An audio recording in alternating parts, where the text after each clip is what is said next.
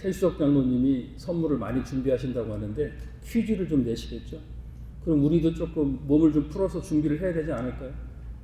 네. 반응이 없으시네요. 큰 상품이 걸려 있는데 문제는 3개를 내겠습니다. 3개 중에서 많이 맞히신 분에게 대상으로 해서 큰 상품을 미리 드리도록 그렇게 하겠습니다. 여러분들 그 조선 후기에 그 문학 작품이죠. 별주부전, 토끼전이라고도 합니다. 그 별주부전, 토끼전에서 이제 용왕이 병에 걸립니다. 그래서 의원이 치료를 하다 보니 토끼의 간을 먹으면 이 용왕이 낫겠다. 그렇게 진단을 해서 거북이 별주부에게 명령을 합니다. 토끼를 잡아와라. 그렇게 해서 별주부가 파송됩니다. 문제 1. 별주부가 토끼를 잡아왔는데 토끼가 용왕에서 어떻게 행동을 했는지 아시는 거예요? 네?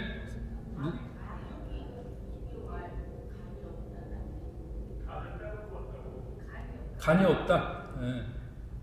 자, 전현수 권사님 1점 드립니다. 네. 그러니까 나는 지금 그 토끼이기 때문에 그 사람들이 간을 너무 원한다. 그렇기 때문에 간을 어떻게 했다? 산에다가 놓고 왔기 때문에 간이 없다. 이렇게 얘기를 했어요. 그러니까 용왕에 있는 사람들은 그걸 믿고 그렇게 다시 별주부를 개통시켜서 토끼를 내보냈습니다. 네, 그런데 그 육지에 도착하자마자 어떻게 했어요? 토끼는 한심한 놈하고 도망가 버리고 그리고 별주부는 다시 돌아와서 토끼가 도망갔다는 보고를 하게 됩니다. 문제 2. 용왕은 이 별주부를 어떻게 했을까요?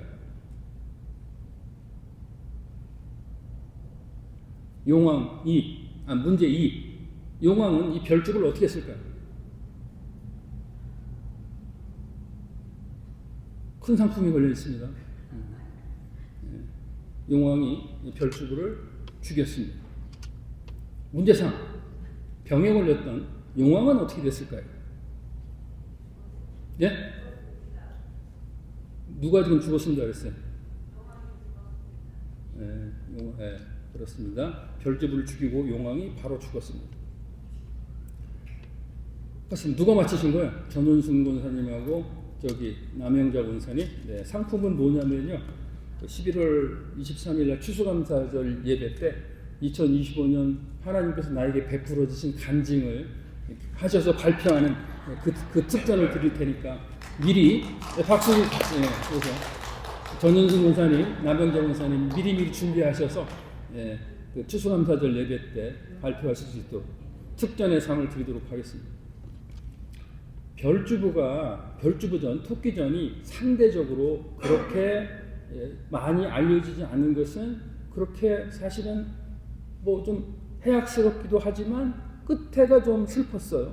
그런데 여러분들 흔히 아시는 심청전은 어때요? 심청전, 흥부전, 심청전 이런 건 다 해피엔딩의 권성징악의 형태를 갖게 되는 거죠. 그러니까 읽어도 재밌고 끝날 때 다 잘 되니까 다시 읽고 싶고 그렇습니다. 성경은 어떤 책일까요? 성경은 별주부처럼 슬픈 책일까요? 아니면 이런 춘향전처럼 해피엔딩의 기쁜 책일까요? 여러분들은 어떻게 생각하세요?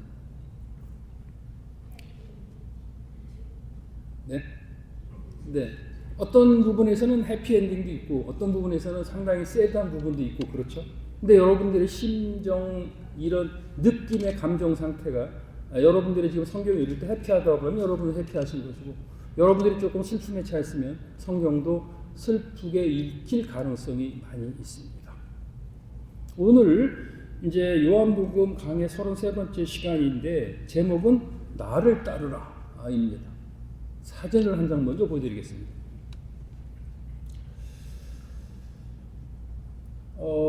저게 이제 육군 고병학교의 옆에 이렇게 마크예요. 나를 따르라. 누구를 따르라는 거죠? 소대장, 중대장, 대대장, 연대장, 이런 사단장 이렇게 지휘관들에게 교육을 시키면서 나를 따르게 해야지 되는 것을 강조를 하고 있습니다. 훌륭하게 교육시키고 그리고 여러 가지 이것을 하는데 결국에는 이 나를 따르는 핵심적인 요소에 있어서 좋은 사람을 키워서 사람을 따르게 되면 여러 가지 해피엔딩으로 잘 끝나게 되나요? 아니면 또 그렇지 않나요?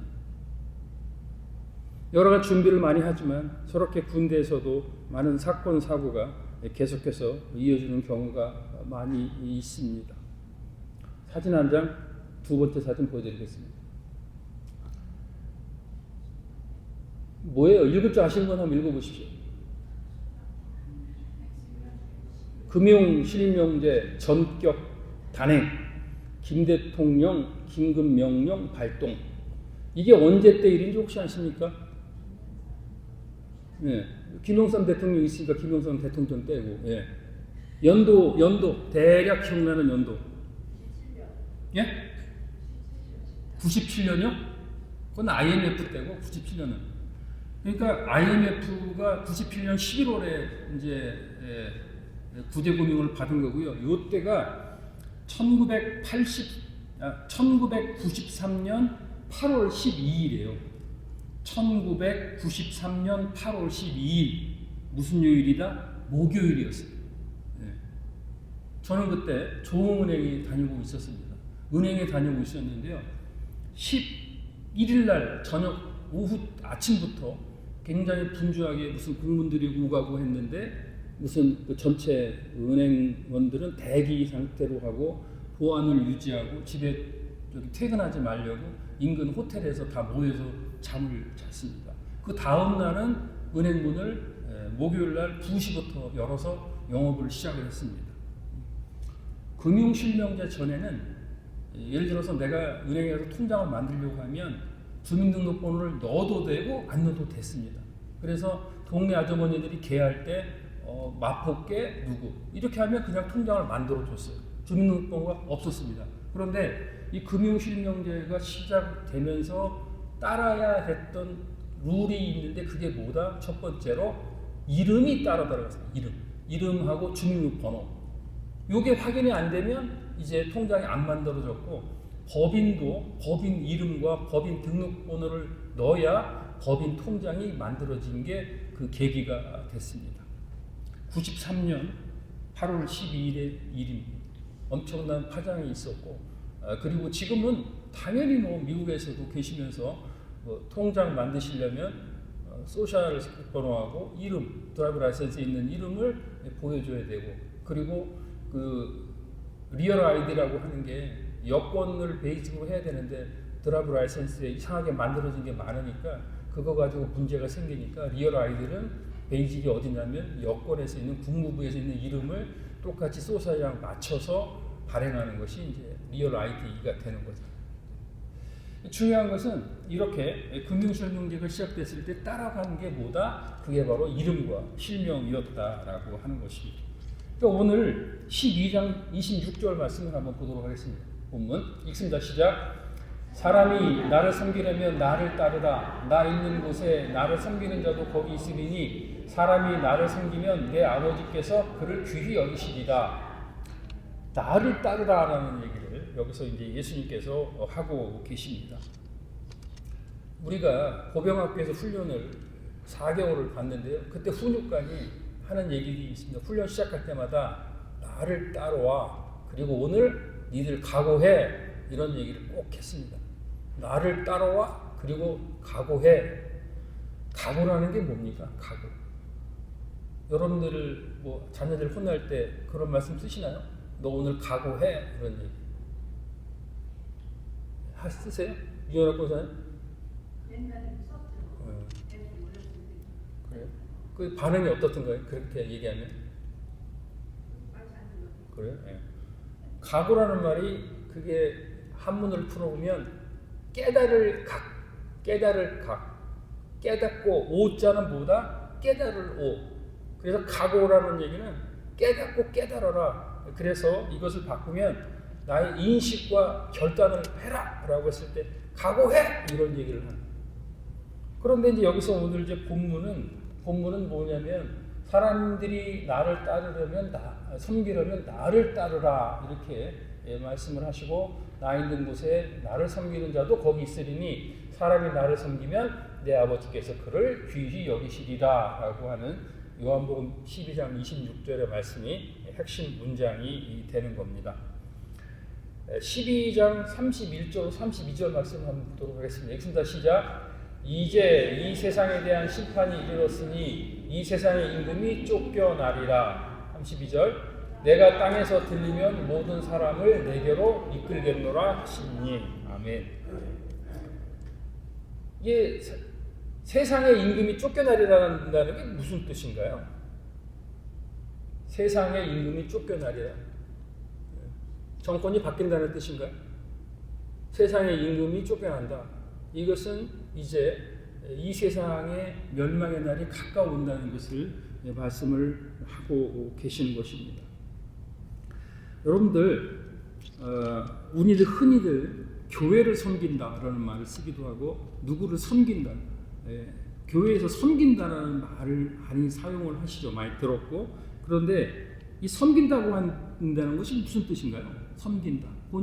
여러분들은 어떻게 그걸 알고 계세요? 섬긴다.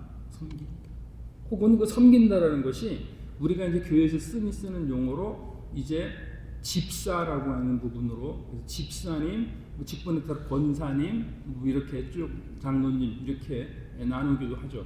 그런데 그 섬기기 위해서 직분을 주는 것인데 그 섬기기 위해서 집사가 되고 직분을 주는데 결국은 뭐냐면 그 집사라고 하는 부분에 있어서 그 내용의 함축적인 의미는 뭐냐면 시종을 드는 종을 집사라고 그렇게 얘기를 합니다.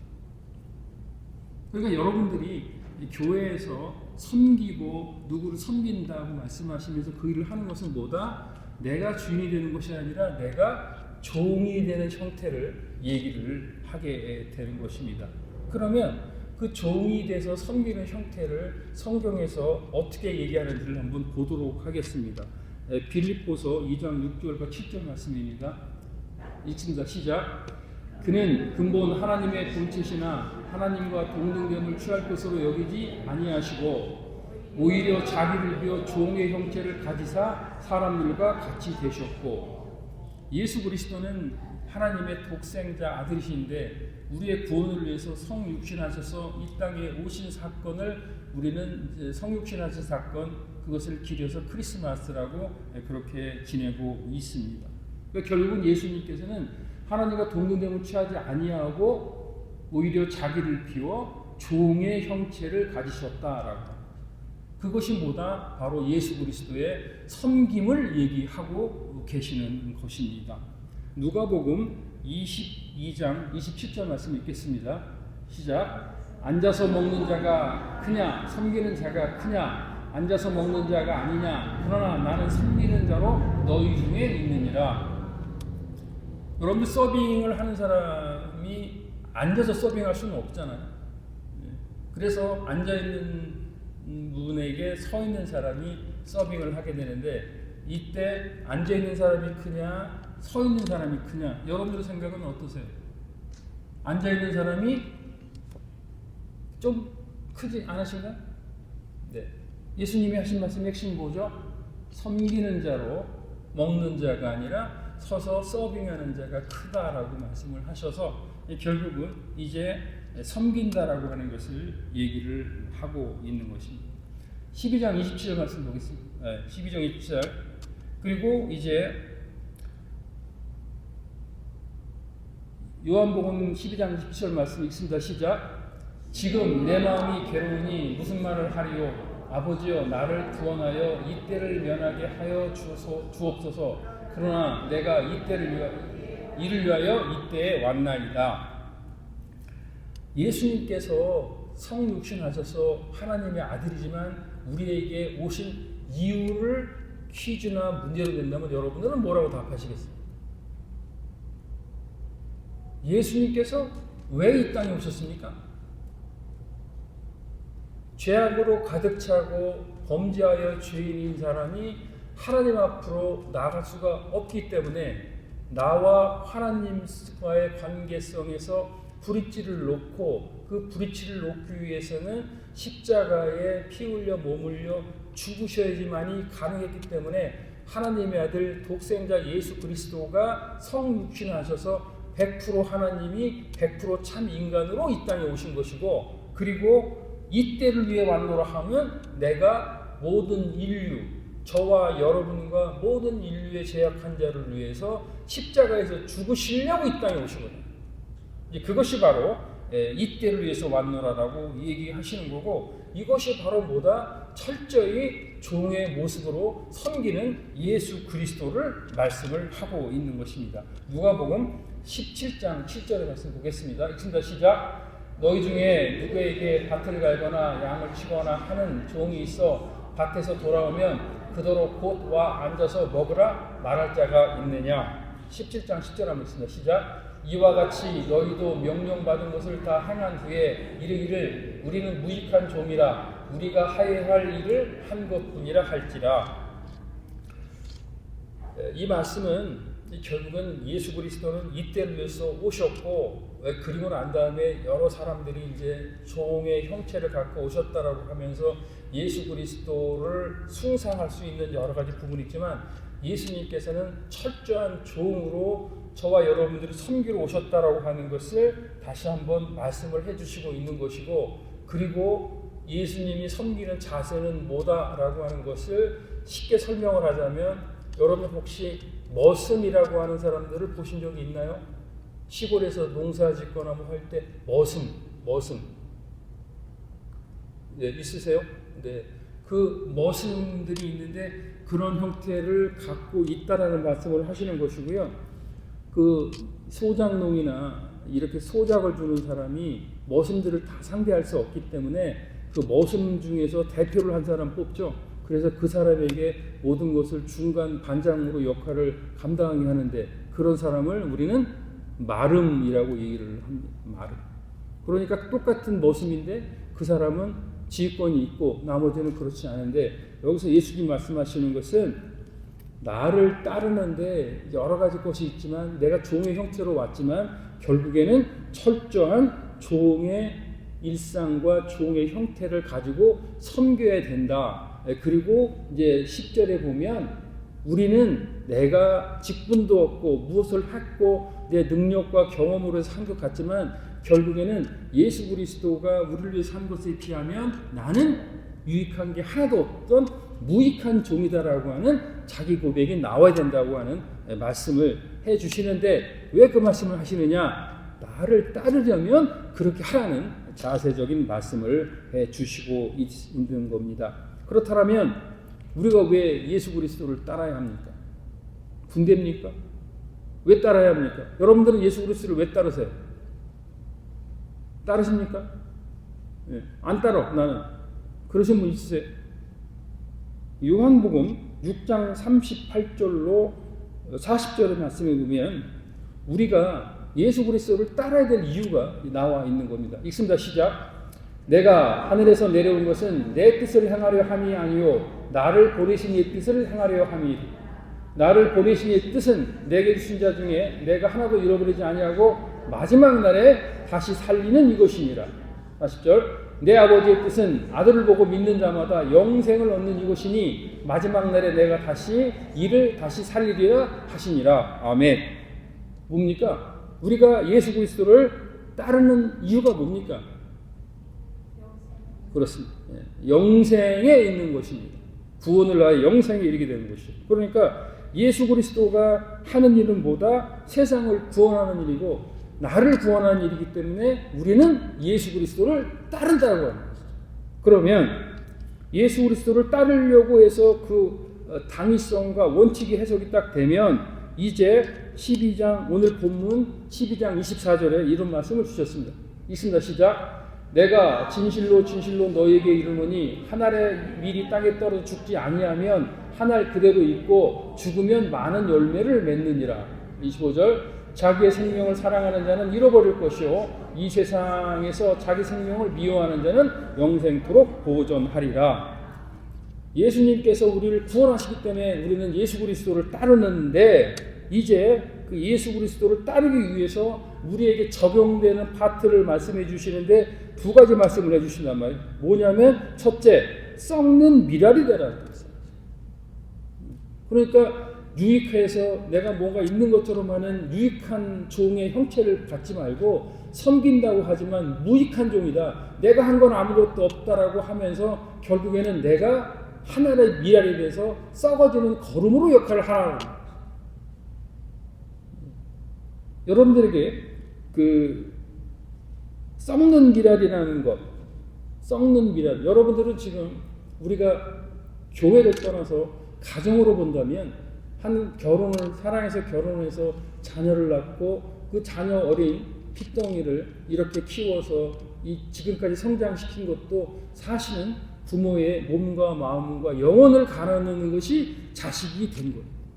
그러니까 자식에게 있어서 여러분들은 하나의 썩는 미랄이 된 것이고, 그리고 여러분들의 헌신과 노고와 바깥에 나가서 지금 직장생활 하시는 분 시간당 15불을 받기 위해서 얼마나 힘들고 애쓰고 정말 이거 그렇지만 교회를 위해서 전도를 위해서 선교를 위해서 여러분들이 정성껏 내주시는 그 헌금과 물질이 바로 여러분들의 하나의 썩는 미랄의 역할을 감당을 하고 계시는 거예요. 그러면서 이제 마지막 말씀을 하시는 게 25절에 보면 자기의 생명을 사랑하는 자는 잃어버릴 것이요 이 세상에서 자기의 생명을 미워하는 자는 영생을 보존하리라. 자기의 생명을 미워한다는 게 무슨 말이세요? 무슨 말이에요? 왜 자기 생명을 내 생명을 미워해야 됩니까?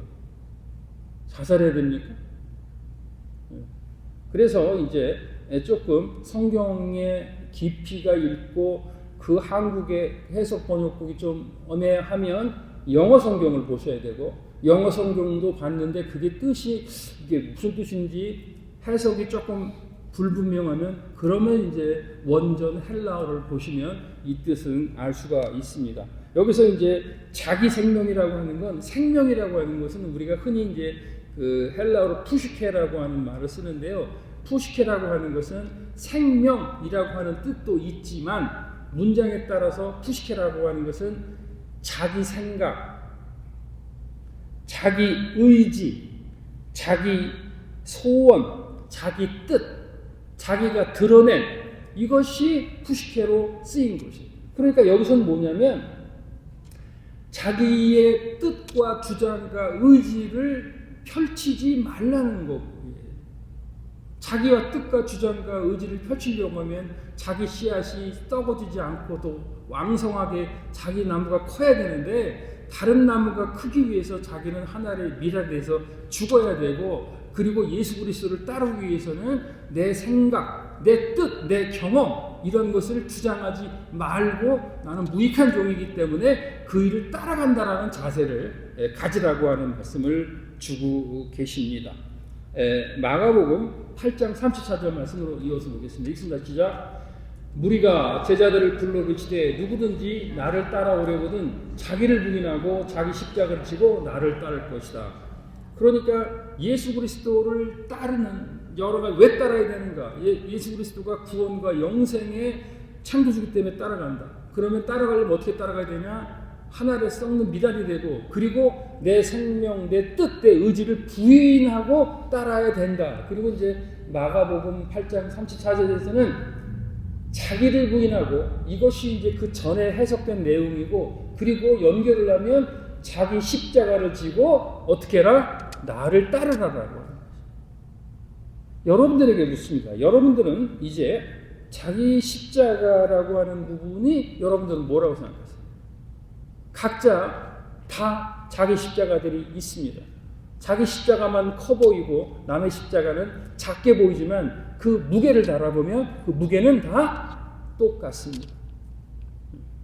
그런데 여기서 이제 우리가 결론적 적용으로 알아야 될 게 뭐냐면, 결론적 적용으로 자기 부인이라고 하고 자기 부인의 십자가를 진다라고 하는 예수 그리스도를 따르는 사람에게 있어서 중요한 세 가지 자세가 있는데, 그 첫째가 뭐냐면 바로 십자가를 지고 따르는 사람은 어차피 십자가를 져야 되기 때문에 자기에게 주어진 고난을 두려워하지 않아야 됩니다.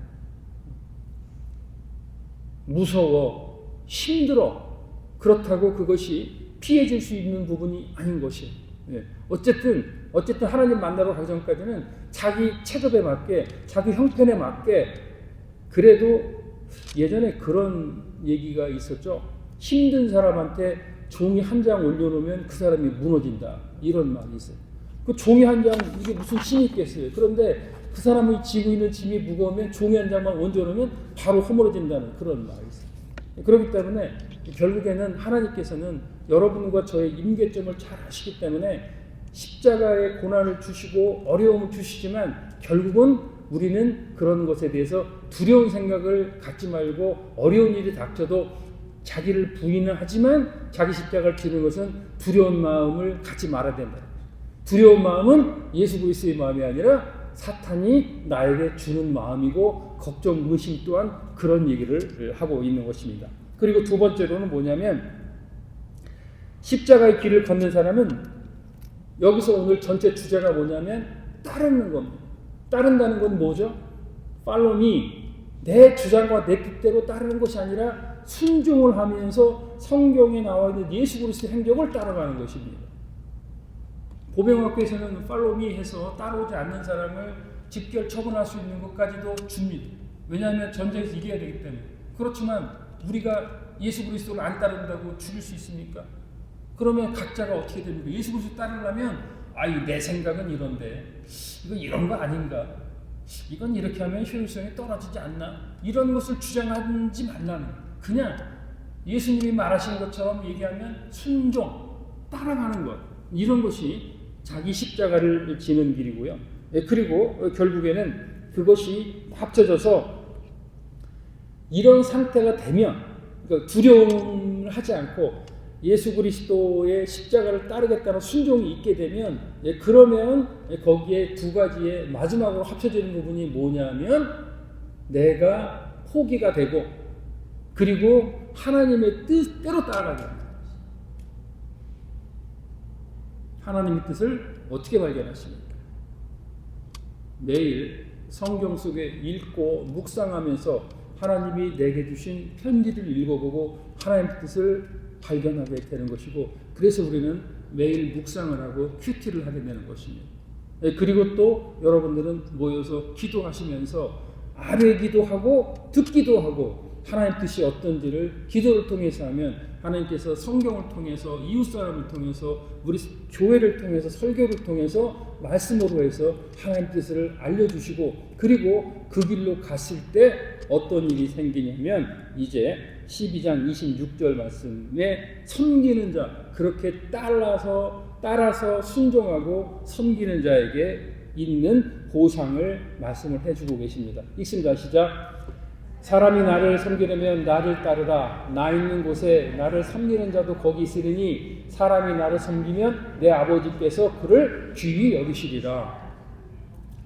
예수 그리스도를 따르는 길에서 예수 그리스도가 섬기니까 섬기고, 그리고 내 십자가를 지고 나가고 순종하고 내 뜻을 저버리면, 그러면 그 섬기는 그곳에 나도 있지만 누구도 있다? 하나님 아버지도 있다는 것이죠. 그리고 그 하나님 아버지께서 누구를 따르는 그 사람을 귀히 여긴다는 그런 말씀을 오늘 주고 계신 것입니다. 말씀을 정리하도록 하겠습니다. 열왕기상 17장 15절로 16절 말씀 한번 읽어보고 시작하겠습니다. 읽습니다. 시작. 그가 가서 엘리야의 말대로 하였더니 그와 엘리야와 그의 식구가 여러 날 먹었으나 여호와께서 엘리야를 통하여 하신 말씀같이 통의 가루가 떨어지지 아니하고 병에 기름이 없어지지 아니하리라. 열왕기상 17장에 보면 사르밧 과부의 얘기가 나옵니다. 사르밧 과부 다 알고 계시죠? 그 엘리야가 어떤 마을에 갔습니다. 어떤 여인 사르밧 과인과 마주쳤습니다. 그 여인이 뭐를 했냐면 나뭇가지를 줍고 있었습니다. 그런데 이제 엘리야가 부탁을 합니다. 나한테 그 빈대떡을 하나 붙여와라, 이렇게 얘기를 합니다. 이 사르밧 과부의 그 내용을 영상으로 이렇게 만든 게 있는데요. 그 영상을 보면 엘리야가 그렇게 얘기를 하면 그 사르밧 과부가 째려보는 장면. 무섭게 째려보는 그게 영화에 나와 있어요. 여러분도 한번 째려보실래요, 저를? 비슷한가? 그렇게 째려보는 장면이 항상 인상적이고 한참을 째려보다가 얘기를 합니다. 사실은 지금 우리 집에 가면 그 밀가루가 한 움큼 있고 그 밀가루를 이렇게 전병을 만들 수 있는 기름이 한 방울 있는데 내가 지금 나무를 줍는 거는 그 나무로 이렇게 불을 켜가지고 요거 이렇게 빈대떡 하나 만들어서 먹고 나하고 내 아들하고 이제 죽으려고 그럽니다. 그러니까 째려봤지만 뭐 엘리야가 아무 소리 안 하고 있으니까 이렇게 얘기를 한 거예요. 엘리야가 뭐라 그랬어요? 만들어 와라 그래도. 이 사르밧 과부가 그렇게 생각을 했지만 그렇게 상황에서 이제 병이죠. 뭐 떡 하나 만들었겠죠. 밀가루 반죽하고 이렇게 기름으로 하고 그다음 주워온 나뭇가지를 가지고 거기다 이렇게 불을 펴서 빈대떡 하나 만들었겠죠. 엘리야가 어떻게 했어요? 3등분 했습니까? 3등분 했어요? 다 먹었어요. 혼자 먹어보라 해서 안 하고. 그러면서 그렇게 얘기했습니다.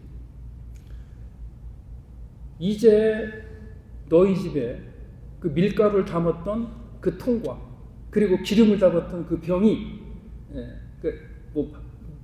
비가 내리는 그러니까 모든 상황이 끝나는 상황 전까지는 절대로 그것이 비는 날이 없을 것이다 라고 얘기했어요. 그건 무엇을 얘기하는 거냐면 하나님을 따르고 예수 그리스도를 따르는 사람에게 있어서는 고난도 있고 어려움도 있고 힘든 일도 있지만 내가 먹을 게 없어 먹고 죽으려고 했는데 다 하려고 하니 정신 나간 거 아니냐라고 생각할지 모르지만 한참은 째려봤지만 그래 하나님도 무슨 다 뜻이 계시겠지. 이렇게까지 돼서 이런 시기에 이렇게 한 것도 다 하나님의 어떤 은혜일 것이야 라고 해서 정성스럽게 빈대떡을 만들어서 엘리야에게 줬을 때 그 순종으로 인해서 예수 그리스도를 따르는 순종으로 인해서 이제 그 영원한 축복을 받게 되는 것이고 그 축복을 그 축복을 받는 순간이 바로 하늘문이 열리는 순간인 거죠.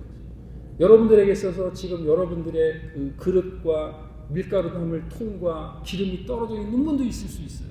그렇지만 내가 죽을 수밖에 없는 죄인인데 예수 그리스도가 나를 만나 주셔서 다시 살려 주셔서 이렇게 살고 있는 것이고 이 순간에 예배를 드리고 있는 것입니다.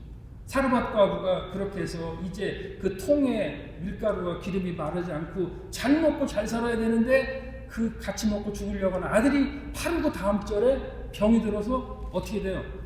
죽습니다. 죽어요. 예수 그리스도 잘 믿고 잘 따르고 순종했는데 죽었어. 아들이 남편도 없는데 근데 그 소식을 듣고 엘리야가 다시 와가지고 그 아들을 어떻게 했어요? 즉시로 살렸고 즉시. 이것이 바로 예수 그리스도를 구주와 주님으로 따르는 성도들의 귀감이고 보상이고 그리고 죽었다 살아나는 것은 바로 우리가 예수님이 첫 열매를 바쳤던 부활의 기쁨으로 천국에 가서 영생 복락을 누리는 것을 예표하고 있는 것입니다. 힘드신 일이 많이 계실 것입니다. 어려우실 것입니다. 그렇지만 예수를 따르는 길이 바로 나를 부인하고 내가 썩어져가는 미랄이 되는 것입니다. 저와 여러분이 예수 그리스도를 위해서 전부 썩어져가는 미랄이 돼서 예수 그리스도의 복음의 나라가 확장되기를 예수 그리스도의 이름으로 축원드립니다.